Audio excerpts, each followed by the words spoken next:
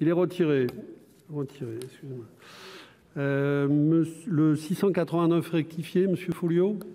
Oui, merci Monsieur le Président. Monsieur le Président, Madame la Ministre, mes chers collègues, cet amendement vise à redonner aux collectivités territoriales une certaine marge de liberté qui leur avait été supprimée par cette sinistre loi NOTRe, qui mettait en avant le fait que parce que quelque chose était plus gros, plus grand, plus massif, si je puis m'exprimer ainsi, ça aurait été plus efficace. Et c'est ainsi qu'on a obligé un certain nombre de communes et de communautés de communes à fusionner pour respecter des fameux seuils de population déterminés dans un cadre national. Est-ce que 15 000 habitants a la même signification en région Île-de-France ou dans nombre de nos régions? Assurément pas. Idem par rapport au seuil dérogatoire des 5 000 habitants et sans parler des coefficients qui étaient mis en place que nul ne peut comprendre par rapport au fait de rabaisser ces seuils au regard de densité démographique et de tout un tas d'éléments totalement incompréhensibles. Et c'est vrai que par le biais de cet amendement, on pourrait dire, mais somme toute, il y a une situation et cette situation ne mérite pas qu'on y prête attention. Il existe dans notre pays quelques communautés de communes qui ont encore moins de 5 000 habitants. Je pense notamment dans le département du Tarn à la communauté de communes du Causse et du Cordet, donc il y a 4 800 habitants.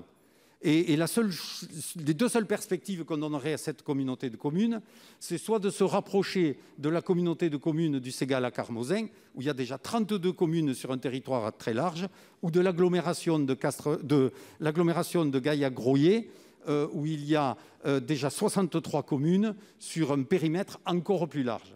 Et donc, on arrive à créer des formes de monstres, si vous me permettez l'expression, et avec un éloignement toujours plus grand entre nos concitoyens et donc ces communautés de communes qui ne sont plus autour de bassins de vie quotidiennes à certains égards. Et il ne faut pas nous étonner après qu'il y ait beaucoup d'abstention aux élections, ne serait-ce qu'au regard du fait que nos concitoyens ne se retrouvent pas dans tout cela.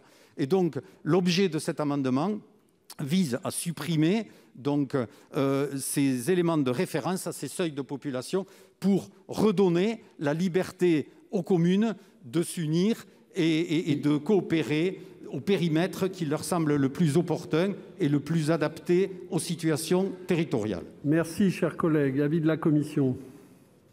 Merci, Monsieur le Président. L'amendement de notre collègue Folliot illustre les difficultés qui sont nées de réformes autoritaires menées à marche forcée, reine serrée, dirait des cavaliers. Et qu'on voit bien, on ne serait pas là aujourd'hui si les réformes précédentes avaient été lumineuses. Et qu'on va voir tout au long des débats que remontent des choses extrêmement difficiles ou des blocages. Mon cher collègue, vous évoquez cette notion mortifère du seuil. Quelle est la pertinence d'un seuil, notamment sur les intercos, quand à un moment on nous a dit que la Lumière était à 5 000 habitants et que quelques années après c'était à 20 000. Donc le seuil, moi je crois par profonde conviction qu'il est tellement contraire à la réalité des choses qu'il vaut mieux éviter de parler de seuil. Parce qu'on ne substituera pas au seuil en place un autre seuil miraculeux. Ce que nous avons fait dans engagement et proximité, je le rappelle, nous avons fait deux choses. Nous avons permis que des intercommunalités puissent se diviser sous réserve de préserver l'intérêt de tout le monde et avec des règles strictes. Et deuxièmement, nous avons supprimé la clause de révision sexennale, c'est ainsi qu'on le dit, qui avait été prévue dans la loi NOTRe pour refaire encore un mouvement d'interco. Ce qui veut dire que la situation actuelle, elle peut être en quelque sorte difficile, mais le préfet, à ce stade, ne pourra pas contraindre une interco à en rejoindre une autre, parce que soudainement, on reviendrait à ce refrain que seul XXL est puissant et utile, ce qui est tellement simple que ça n'en est pas vrai. Donc c'est une demande de retrait, chers collègues. ou un avis favorable ou un avis défavorable. Merci, Madame la Ministre. Monsieur le sénateur Folliot, j'étais sénatrice ici quand il y avait la loi NOTRe et nous nous sommes battus dans cet hémicycle pour qu'il y ait des exceptions aux 15 000, et notamment le fait qu'on puisse admettre dans les zones où la population est d'une densité inférieure à la moyenne nationale que les intercommunalités puissent se limiter à 5 000 habitants, ce qui est le cas dans beaucoup de départements ruraux. Et donc, je crois qu'au lendemain d'une élection municipale, enfin au lendemain, il y a un an, et intercommunale, il est sage de laisser la loi comme elle est et de ne pas provoquer de bouleversements qui viendraient perturber la vie locale. En plus, je dis ça, en plus, bien sûr, de ce qu'a dit la rapporteure de la commission des lois. Monsieur Folliot. Oui, je vais maintenir cet amendement, ne serait-ce que pour une bonne et simple raison. C'est qu'en fait, les seuils, qu'on le veuille ou non, ils existent toujours, et que cette obligation qui a été faite de fusionner les intercommunalités. Je vous donne un autre exemple. J'étais président d'une interco qui fonctionnait très bien. Cette interco, elle avait simplement un défaut aux yeux de la loi, c'est d'avoir 3 500 habitants. On a été obligé de fusionner avec une autre intercommunalité pour faire une nouvelle intercommunalité qui a 12 000 habitants, certes, qui rentre dans le cadre de la loi. Le maire du Masnou-Massuyès, il lui faut 45 minutes pour aller au siège de la communauté de communes. 45 minutes en voiture pour aller à chaque réunion de l'intercommunalité. C'est tout juste pas possible. Alors, ce qui est déjà subi par quelques-uns, eh bien, il n'est pas tout à fait logique de l'imposer à d'autres. Et donc, dans ce cadre-là, plus il y aura de liberté et mieux nous reviendrons sur les excès d'une loi pour lesquels nous sommes quasiment unanimes à les condamner, eh bien, mieux ce sera pour nos territoires. Donc, je maintiens l'amendement. Monsieur Alain Marc. Merci, Monsieur le Président. Nous savons gré au Sénat d'avoir abaissé le seuil à 5 000 habitants pour les intercos. En même temps, je soutiens complètement mon voisin et ami Philippe Folliot. 5 000 habitants, si on a 5 050 habitants, et dans toutes les régions de France, il n'y a pas que des augmentations de population. Le jour où on va constater une diminution de population, justement, à cause de ces seuils, où cet interco X va arriver à 4 950 habitants. Qu'on va faire le préfet? On ne l'a pas prévu, ça. Donc je suis complètement d'accord avec lui. C'est le genre de stupidité qu'il faut vraiment faire sauter et permettre aux territoires ruraux. N'oublions pas qu'il y a des territoires ruraux en France à 5 habitants du kilomètre carré. Donc je partage complètement l'avis de Philippe Folliot et je voterai cet amendement. Madame Cukierman. Oui, je vous remercie, Monsieur le Président, Madame la Ministre. Effectivement, nous n'allons pas nous refaire ici les nombreux débats sur la loi NOTRe. Effectivement, la volonté, en tout cas de l'époque, de fixer des seuils, c'est très loin de la différenciation. Il fallait faire et après trouver quelques exceptions pour que quand même chacun puisse retrouver ses petits dans chacun des départements sans trop de violence au moment de rentrer. Nous voterons bien évidemment cet amendement.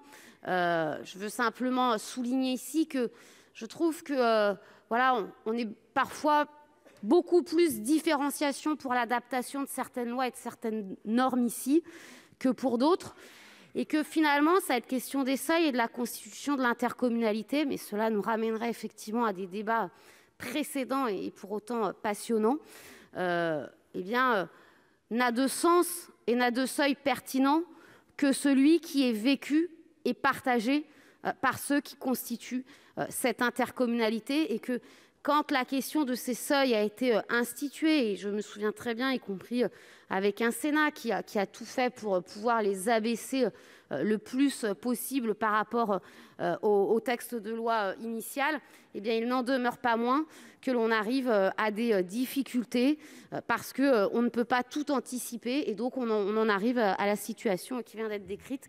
Et en l'état, nous voterons cet amendement. Monsieur Chassaing. Mes chers collègues, oui, Je pense effectivement le seuil qui avait été discuté au Sénat de 5 000 habitants est quelque chose de très bien. Et donc, j'en remercie Madame la Ministre. Parce que moi, je suis dans une communauté de communes avec un peu plus de 5 000 habitants. Si on avait dû être, par exemple, dans l'agglo de Tulle, on était à plus de 55 km de la ville-centre. Donc, il faut absolument conserver ces communautés de communes où les petites communes s'y retrouvent et où on a une gestion de proximité. Bien sûr, ce n'est pas facile lorsqu'on a des implantations à faire. Il n'y a pas beaucoup de revenus, mais les élus veulent avoir quelque chose de proximité. Donc cet amendement, je pense que ça pourrait être utile pour qu'il y ait davantage de souplesse, c'est-à-dire que, comme vous l'avez dit, du reste, eh bien, il n'y ait pas de dénonciation, même si on descend un peu au-dessous de 5 000. Monsieur Arnaud.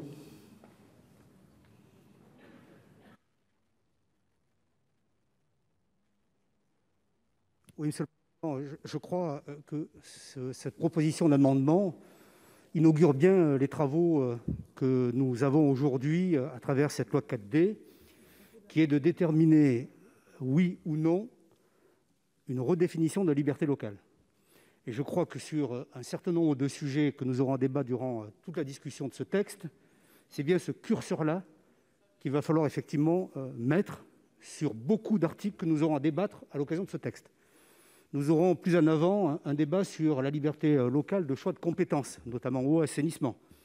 J'ai cru comprendre qu'il était proposé par le gouvernement un retrait des propositions de la majorité sénatoriale, et je crois d'ailleurs, au-delà de la majorité sénatoriale, d'un grand nombre de groupes siégeant sur ces bancs. Et je crois que ce qui est demandé aujourd'hui à travers cet amendement de M. Folliot, c'est effectivement de recréer de la souplesse, de recréer aussi de l'adhésion à un pacte intercommunal des communes membres qui doivent choisir la manière dont elles souhaitent s'organiser territorialement.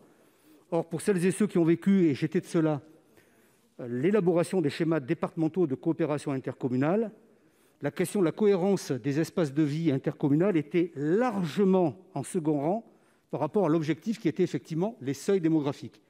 Et on se retrouve dans certains secteurs à des intercommunalités avec 64, 65, 66 communes, et un retrait complet des communes les plus modestes et de leurs représentants, les maires, au projet intercommunal.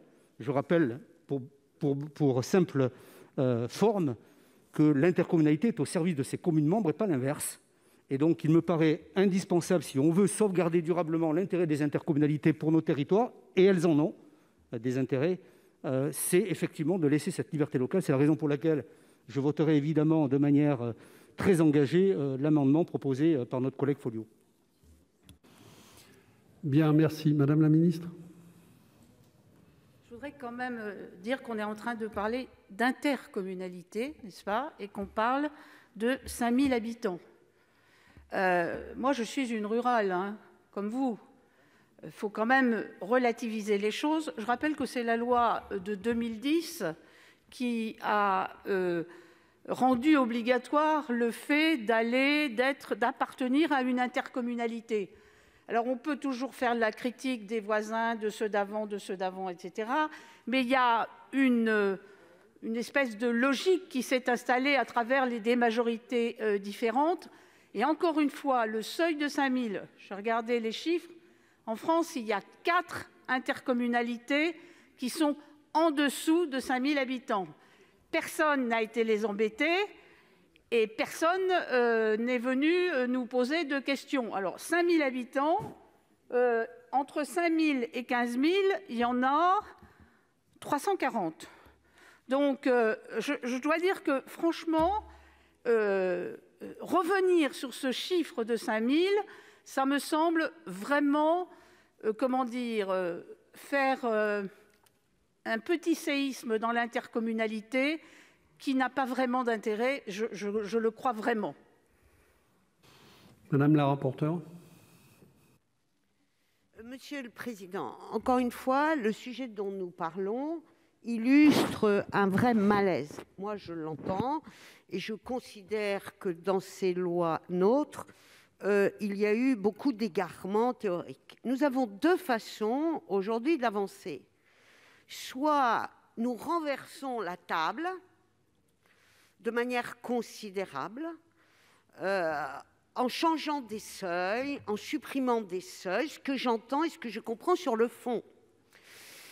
Mais ça veut dire, très sincèrement, je le pense, parce que dans les auditions avec les associations d'élus, on en a beaucoup parlé, il y a des situations particulières, comme celle qui est évoquée par notre collègue et d'autres, mais si nous pensons régler ces situations qui doivent être réglées en modifiant pour l'ensemble des intercommunalités de France les seuils, nous allons le faire pour les communautés d'agglomération, nous pourrons le faire pour les communautés urbaines, voire pour les métropoles.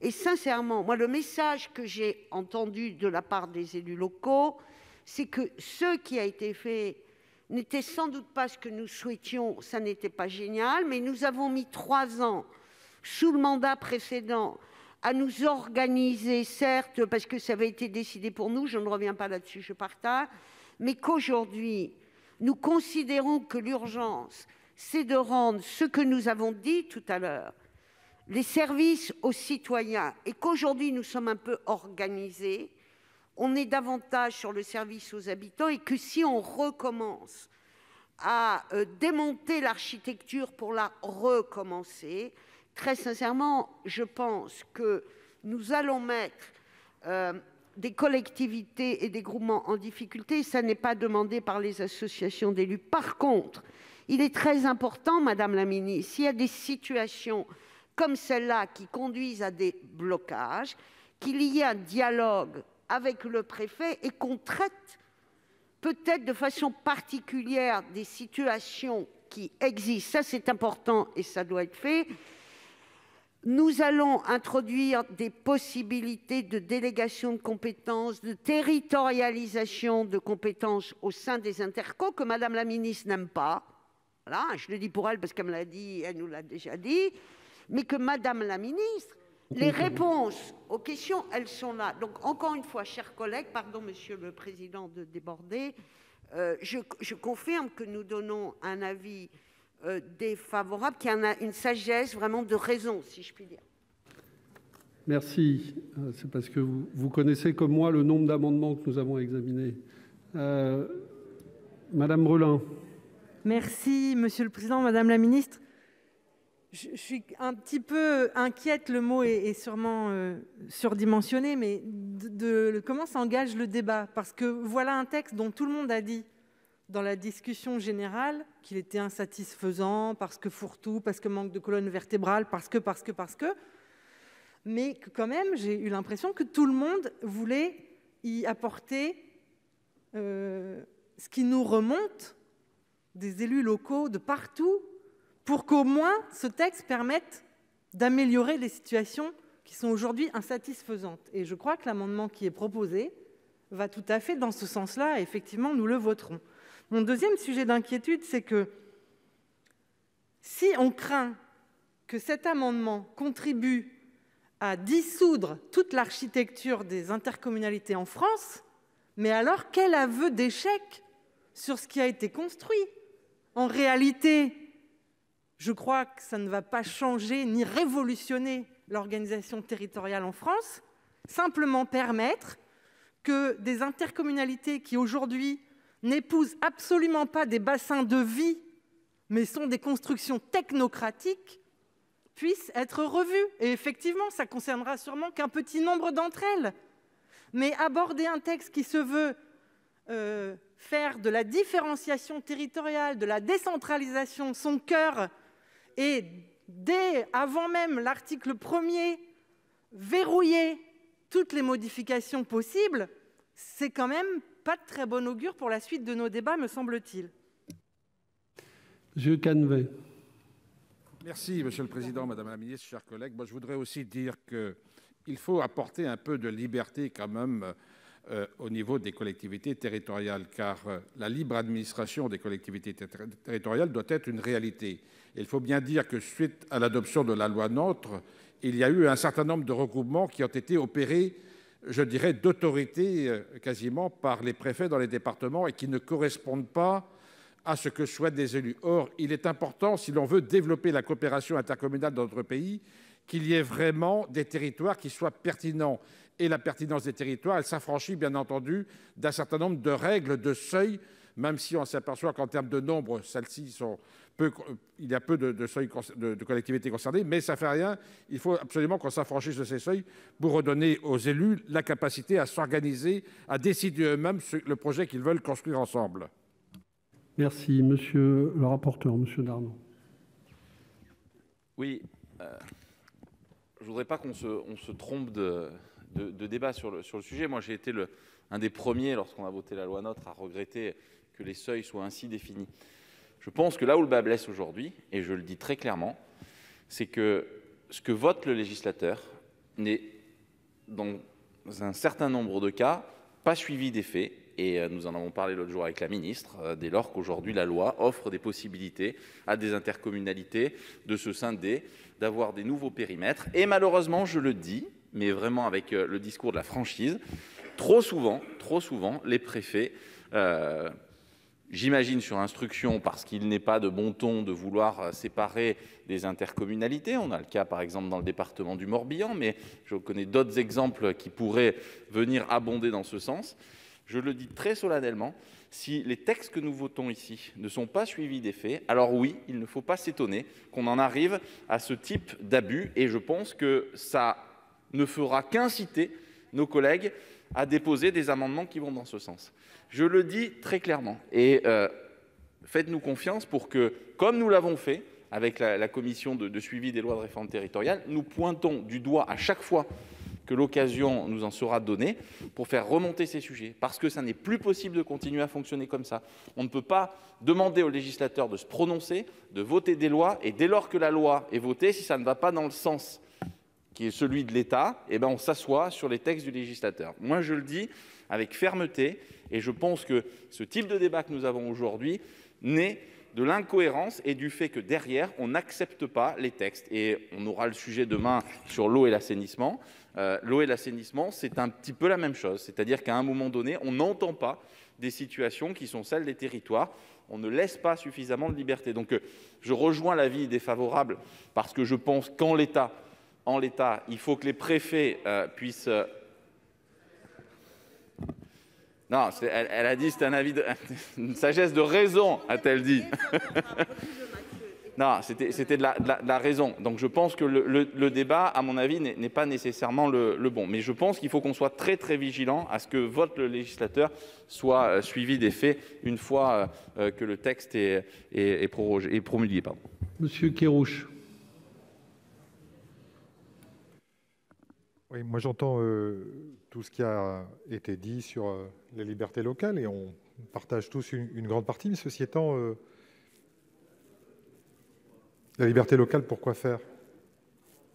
L'intercommunalité, c'est un espace de coopération pour porter un projet de développement local. C'est à ça que ça sert l'intercommunalité. Je rappelle juste, et ça a déjà été rappelé, que depuis en fait 15 ans, il y a des seuils différents qui ont été fixés, d'abord par la loi RCT de 5 000 habitants, ensuite par la loi NOTRe de 15 000 habitants. Mais pourquoi ces seuils ont été fixés? Tout simplement parce qu'il faut se souvenir de la période d'avant et du fait que certaines intercommunalités étaient trop petites, quand bien même elles correspondraient à un bassin de vie, pour mener la quelconque politique publique possible, parce qu'elles n'en avaient pas les moyens. Et c'est de ça qu'on parle. C'est ça la difficulté. Alors il y a deux façons de concevoir l'intercommunalité. Soit de le concevoir sur un mode identitaire où chacun réclame sa place, soit de le concevoir comme un mode de coopération pour lequel il est important de délivrer des politiques publiques aux citoyens. Et c'est à ça que servent les intercommunalités. Maintenant, pour reprendre les propos du rapporteur, il y avait déjà des possibilités. Toutes les intercommunalités ne font pas le seuil de 15 000. J'en ai plein dans mon département, j'en ai 3 dans mon département qui n'atteignent pas ce seuil parce qu'il y avait déjà des critères dérogatoires. Et puis quand même, et je crois qu'on s'est mis d'accord dessus, il y a maintenant la possibilité, pour les intercommunalités qui le souhaitent, de se démarier si elles le souhaitent. Alors en effet, on peut regretter que cette faculté ne soit pas très utilisée, parce qu'en effet, à ma connaissance, sur l'ensemble des 1253 EPCI français, 1251, pardon, il n'y a que 3 démariages qui sont en cours. Mais ceci étant, cette faculté, existe d'ores et déjà. Bien, merci. Donc, je propose que, puisque l'amendement, donc, on l'a bien compris, est maintenu avec 2 avis défavorables, donc nous allons passer au vote sur cet amendement. Qui est favorable?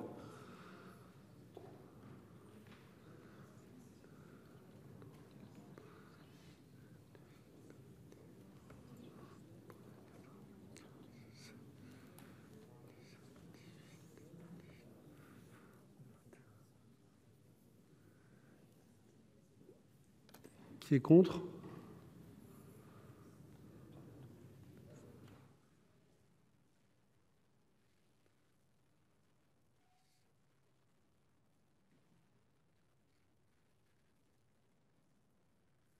Qui s'abstient?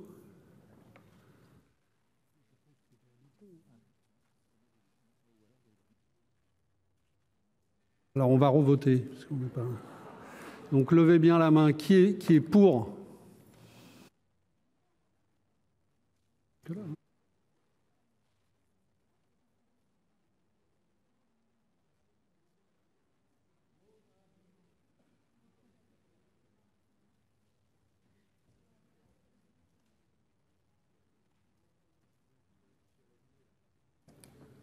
Je suis à 26. Qui est contre?